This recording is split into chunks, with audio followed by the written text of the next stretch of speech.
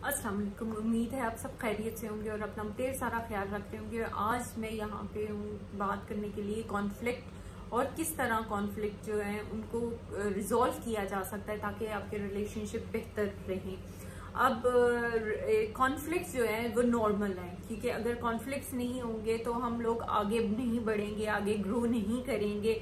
Conflicts basically जो है वो डिसएग्रीमेंट्स हैं या एक दूसरे के पॉइंट ऑफ व्यूज पे ना मानना या फिर कोई आर्ग्यूमेंट है एक दूसरे के साथ।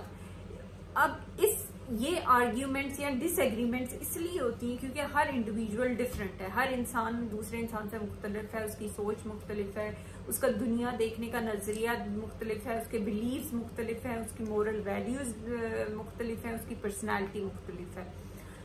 तो ये जो कॉन्फ्लिक्ट हैं ये स्ट्रेसफुल जरूर होते हैं कहीं कहीं, लेकिन बहुत सारी जगहों पे ये मदद भी करते हैं आपकी, ताकि जो मसले हैं वो वहीं हल किए जा सकें। और इसके अलावा देखा गया है कि जब मसले या कॉन्फ्लिक्ट हल किए जाते हैं तो उसके बाद रिलेशनशिप ज्यादा क्लोजर और रिस्पेक्टफुल हो जाते हैं।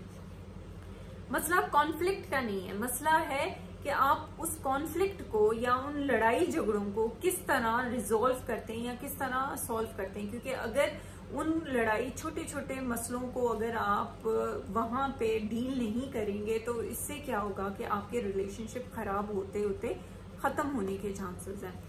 अब मैं आपको कुछ टिप्स बताऊंगी जिससे आप अपने रिलेशनशिप में ये कॉन्फ्लिक्ट्स को रिजॉल्व कर सकते हैं। सबसे पहले तो आपने अपना जो वे है कम्युनिकेशन जो है वो क्लियर रखनी है, ओपन रखनी है, वेलकमिंग होना है दूसरे की तरफ, कि दूसरा भी अपने पॉइंट ऑफ व्यू बता सके और आप भी अपने पॉइंट ऑफ व्यू एक्सप्रेस कर सके। इसमें ना सिर्फ अपने डिसएग्रीमेंट्स आर्ग्यूमेंट आप एक दूसरे को बताएं, बल्कि एक दूसरे के पॉजिटिव भी चीजें एक दूसरे को बताएं, एक दूसरे को अपनी फीलिंग्स और इमोशंस बजाय इसके कि इवेंट्स पे लड़ाई की जाए, फीलिंग्स और इमोशंस पे ध्यान दिया जाए कि वो किस तरह कम्युनिकेट करने।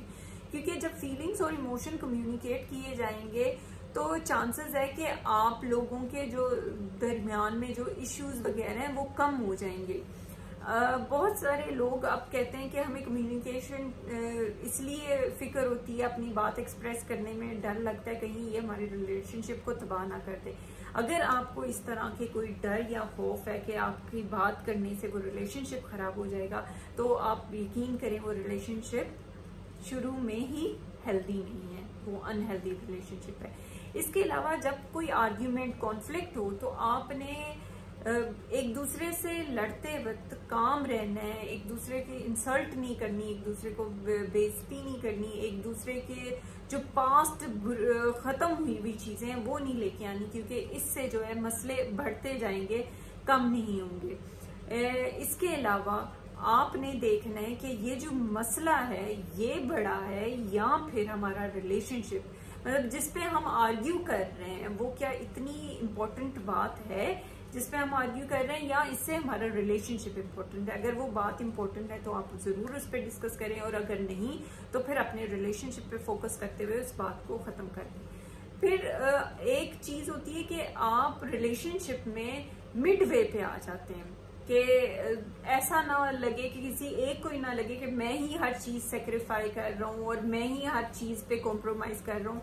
तो आप लोगों ने मिलके जो भी रिलेशनशिप में उन्होंने मिलके डिसाइड करना है कि एक एग्रीमेंट बना लेना है। अब इस एग्रीमेंट बनाने का फायदा ये होता है कि आप जो है ना, आप एक दूसरे, आपको ये नहीं लगता कि मैं ही हर चीज कर रहा हूँ, आपको ये लगता है कि जी दोनों की मिलजुल के ये सारा कुछ हो रहा है। फिर इसके अलावा आपने ये देखना है कि इसमें कोई नीड ऑफ कंट्रोल तो नहीं है।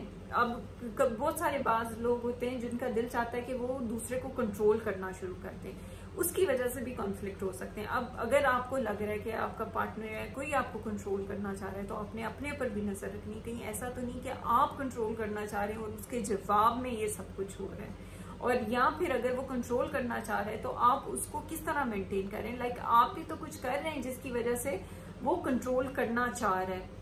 फिर इसके अलावा आप लोगों ने देखना है कि जो मसले हैं वो रिजॉल्व होने वाले हैं कि नहीं, क्योंकि बहुत सारे मसले ऐसे होते हैं जो शुरू से आपके बिलीव्स, आपके जो मोरल वैल्यूज, आपकी जो पर्सनालिटी है उसके खिलाफ होते हैं, अब वो रिलेशनशिप बहुत ज्यादा देर तक नहीं चलता, वो कहीं ना कहीं डिस्टर्ब होता है। तो इसलिए आपने पहले ही देख लेने हैं कि ये मसले जो हैं ये रिजॉल्व हो सकते हैं या नहीं हो सकते।